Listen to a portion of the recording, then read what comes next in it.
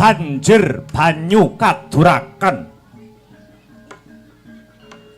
kathah manungsa kang samya ngombe banyu lali congkrah tebih panembah nguber bondo sami sulaya tebih tresna minger kiblating jalma nyebar kanistan tanpa rasa kamanungsan.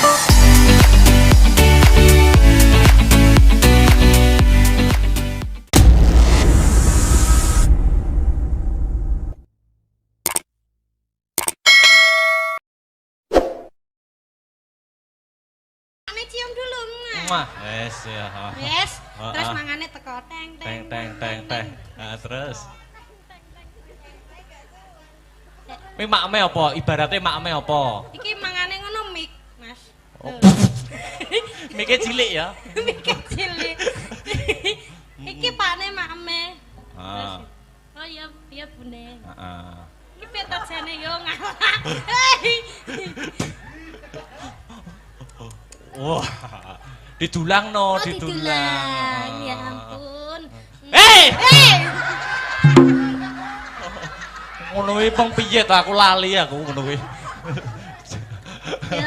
Ya ampun, bojoku lek ra didulangke ngene iki lho, nafsunya makan itu berkurang sampai awake kurus kayak ngene iki. Ya ampun.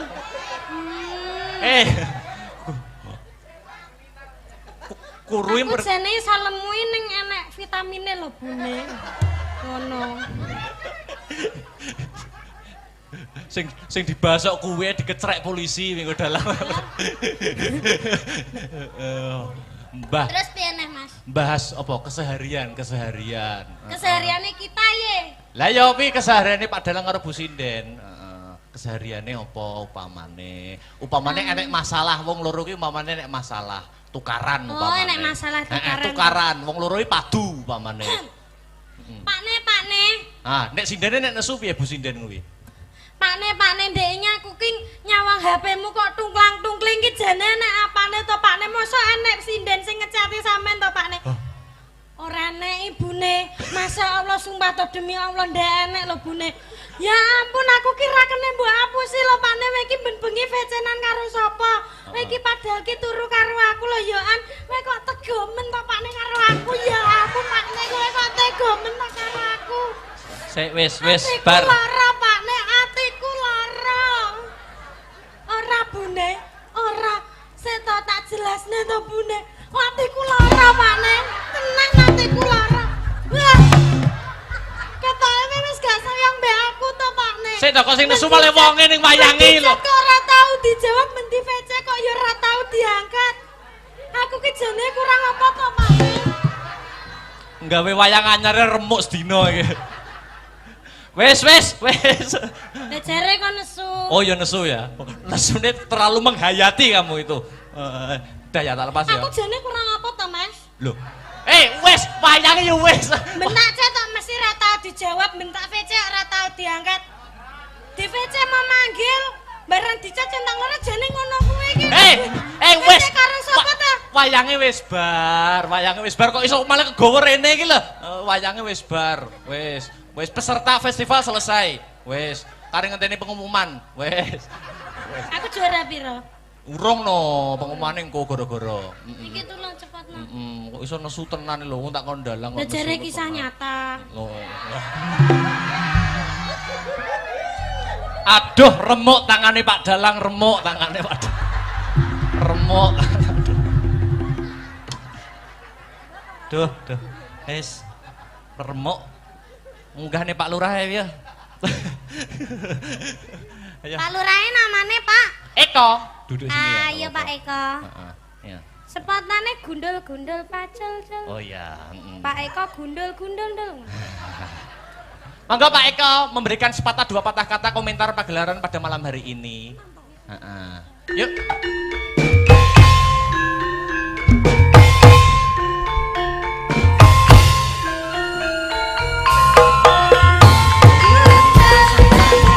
Bye.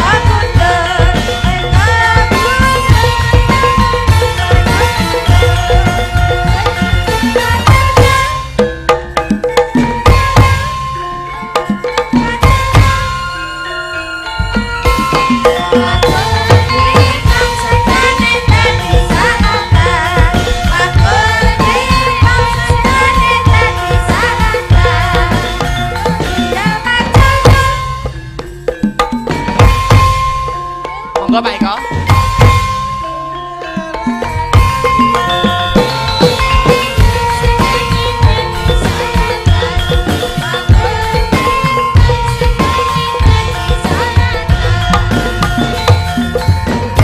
Bundi Pak Eko, bundi Pak Eko. Wow, cari jalan, ya.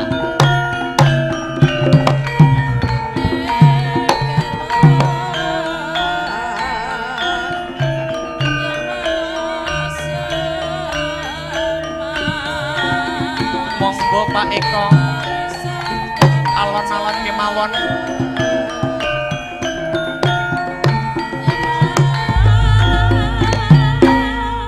Sekarang aja Oke, nanti setelah siap. ditunggu. Oke, siap. Musik ya Ki. Lha niki Dik mic-mu. Oh iya, iki Mas mikmu.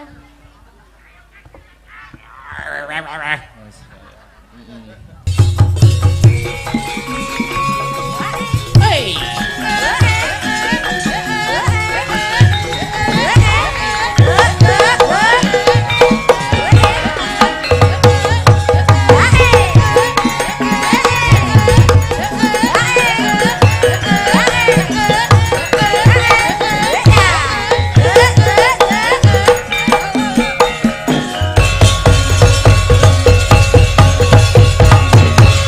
Wilujeng dalu, selamat malam Dek Sinta. Nggih, sugeng dalu Mas Dalang. Blitar kota istimewa menyimpan berbagai situs sejarah dan kebudayaan.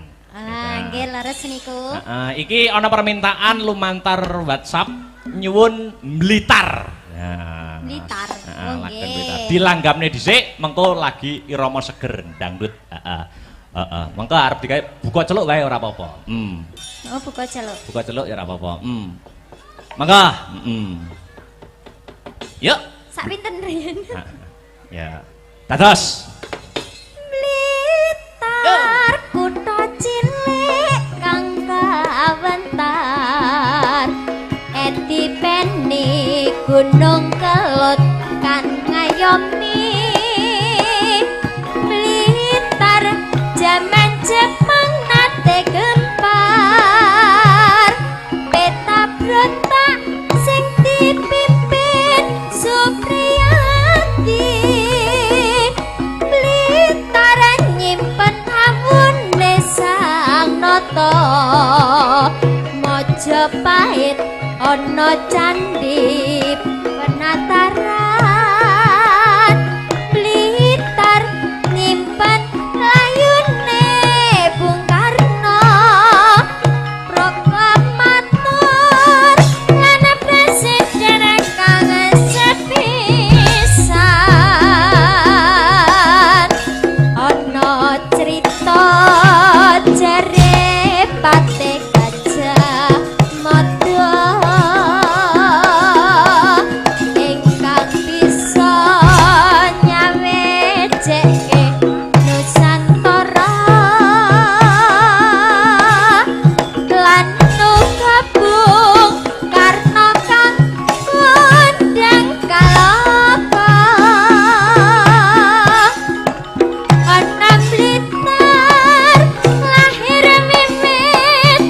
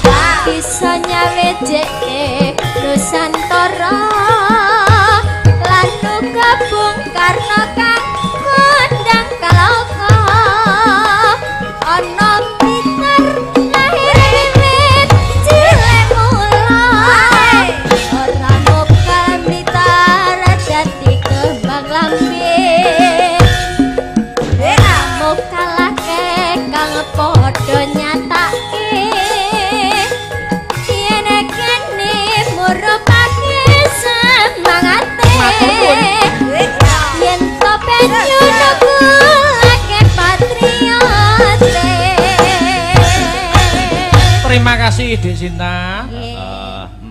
Mau sore wis diadani ya kuwi sosialisasi narkoba, anti narkoba. Heeh. Terus wingi ya ana sosialisasi. Sosialisasi UMKM saka ngendi? Saka Dinas Perdagangan. Oh ngono. Jadi sosialisasi kuwi penting kanggo mengedukasi masyarakat, khususnya masyarakat kang mapan ana ing desa Ngadipuro. Oh iya. Ya, lanjut ya. Mbak Enggar tak aturi jumeneng. Ganti spot sing pelok, pelok. Ya, maka Mbak Enggar jumeneng, yuk.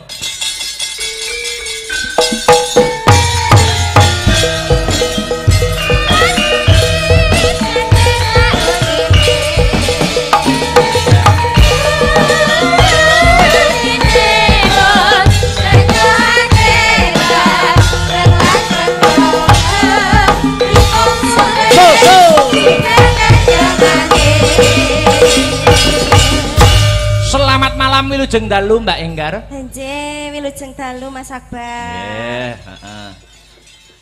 Mbak Enggar, jare aku krungu-krungu lho, Mbak. Napa? Jare arep rabi tahun iki. Insyaallah. Amin.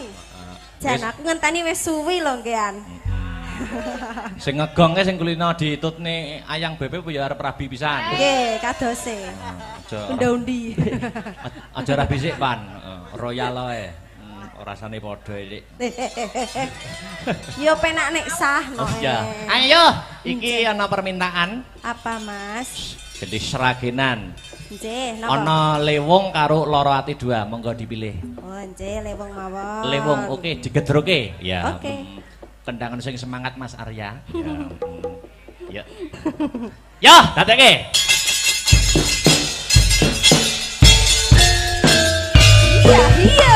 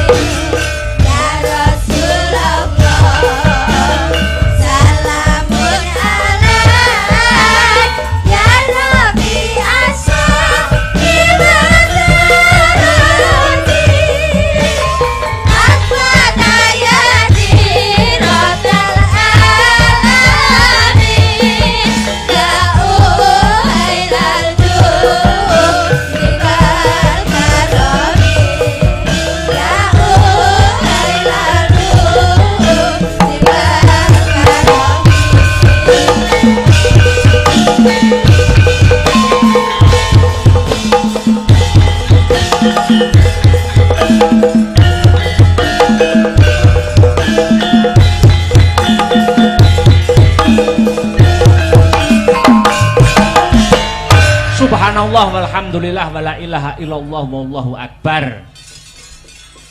Nduk, anakku kang mituhu, ana dawuhmu apa, Mak? Leren sawetara ya, Nduk. Ngendhoni swasana kang kenceng, nggih, Yung. Sing luwih wigati ayo ndak kanthi ngaturake rasa puja lan puji syukur kang jero. Heeh. Kunjuk Gusti kang murbeng dumadi Allah Subhanahu wa taala, Tuhan yang Maha Esa, yang Maha Rasa sejati, nggih. Kang wis melimbarake berkah lan kenikmatan, wujude nikmat sehat, nikmat sempat, nikmat iman. Ngono ya, Yung. Nduk. Iya. Mokal tanpa nikmating pangeran aku karo kowe anakku bisa manunggal lan tetunggalan ing bengi iki. Oh iya, nggih Yung, heeh. Banjur aku karo Biyung bengi iki sowan ana ngendi lan dalam rangkaian apa Yung? Iki sowan ana ing para pepunden lan sedulur kang lenggah ana ing desa Ngadipura, Kecamatan Wonotirta, Kadipaten Blitar. Acarane bersih desa, Nduk. Wah iya. Iki wis kelebu agenda rutin tiap tahun. Ngono. Bersih desa yang pada intinya ya kuwi wujud rasa syukure masyarakat kang lenggah mapan ana ing desa Ngadipura marang kabeh kenikmatan kang wis diparingake saka Gusti Allah. Oh nggih Yung, heeh. Iya. Dene taun iki, heeh. Awake dhewe sak kanca kang ketiban sampur pinercaya paring lelipur, heeh. Nggelar kelir gantung gong menghibur warga masyarakat Ngadipura. Wah hebat. Ing ngatasé awake dhewe lagi sepisan mrene nanging antusias lan apresiasi warga masyarakat kene luar biasa ya Mak. Wah tenan tak acungi jempol kok Nduk. Ngono. Penonton kebak wiwit sore, heeh. Kamangka lagi sepisan iki sowan. Ngono. Mula itung-itung awake dhewe sowan ana ing kene uluk salam karo para warga masyarakat kene. Nggih. Ora arep apa-apa kok Nduk, tenan. Sing baku nyambung tali paseduluran karo warga ing Ngadipura kang sarta ngalap berkahe para pepunden lan pinisepuh kang mapan ana ing Ngadipura kene. Nggih Yung, heeh. Mula wis sak wajibe aku karo Biyung ngaturke panuwun marang para pepunden Ngadipura ya Mak. Bener Nduk, heeh. Ngaturke panuwun kang tanpa pepindhan. Terima kasih yang sangat banyak kula kunjukaken setunggal. Nun inggih Bapak Kepala Desa Ngadipura, nun inggih Bapak Eko, heeh. Kang angka kalih sedaya perangkating Desa Ngadipura, Ketua Panitia Pak Kasun, ingkang boten lan sedaya panitia ingkang boten kula sebataken setunggal mbaka setunggal, ingkang sampun ikut andil mensukseskan lumadining adicara bengi iki. Wah iya nggih ya. Uga ora lali ngunjuke matur nuwun marang sedaya lapisaning masyarakat Ngadipura ingkang sampun paring kapercayan kula sak kanca paring hiburan wonten papan mriki. Nggih ya, heeh. Alhamdulillah. Tur aku ki niteni kang sarta nyawang kahanane desa Ngadipura kene. Oh ngono. Kene iki kelebu desa sing komplit tok, Nok. Desa sing komplit. Agamane kuat, budayane ya kecekel. Oh ngono. Dadi agama karo budaya mlaku berjalan seiringan. Oh ngono. Mlaku bareng. Oh, agama karo budaya ki aja digathuke, aja dicampurke, mengko ndak warsuh. Oh ngono. Ibarate kaya ril sepur kae. Oh, ril sepur. Ril sepur kae tengen karo kiwa mlaku bareng. Ning yen digathuke sepure tabrakan. Oh, ngono. Dadi kene iki agamane ya kuat, budayane ya kecekel. Wah, tenan kok. Imane para warga masyarakat ning Ngadipura ki hebat luar biasa. Kok nganti masjid adzan Allahu Akbar, masyarakat Ngadipura geruduk ning sawah. Ning masjid lah iya ning sawah ngejak ngampiri kancane terus dijak bareng ning masjid. Oh iya, luar biasa. Ngadipura sing dadi jenenge. Iya. Asma Kinarya Japa utawa nama membawa doa. Apa ana maknane? Ana Ngadipura. Ngadipura maknane apa? Yen pancen Biyung ngendikake asma Kinarya Japa nama kuwi mengku doa. Ngadipura, nga iki apa? Ngabekti mring Gusti kang murbeng dumadi, nindakake ibadah nanging budayane tetep digondeli. Itulah warga masyarakat Ngadipura. Wah iya. Kuwi nganga ya bajute disesuwun marang Gusti. Muga-muga sak rampunge wayangan desa Ngadipura dadi desa sing baldatun thayyibatun warapun ghafur. Wah iya. Ngadi wis pusat segala sektor mapan ana ing desa Ngadipura, pusat wisatane. Oh, ana pantai wae 10. Lah iya, Pusat budayane uga kecekel, uga pusat UMKM. Oh, ngono. Mula motone utawa slogane ana ing Bersih Desa tahun iki, UMKM maju, masyarakat gumuyu. Wah iya. Iya Mak iya. Sing terakhir rasa siji lan sijine wis manunggal antarane Bapak Kepala Desa Pak Eko, warga masyarakat kang sarta dalang akbar sing disuwun mung Desa Ngadipura bisa selangkah lebih maju. Tepuk tangan untuk Desa Ngadipura pada malam hari ini. Wah. Iya hebat luar biasa. Apike kaya ngene nek taun ngarep ra balik nek celorot ijo kan kulon aku ra melu-melu nduk. Wah iya. Celorot ijo kan kulon apa wong mikul suket ngono lho. Lah iya sowan komplit Mak, sowan komplit. Kanca-kanca asung panggondo bratan ing kautaman disingkat Astabrata. Wah iya. Saka kutha angin, kota Nganjuk.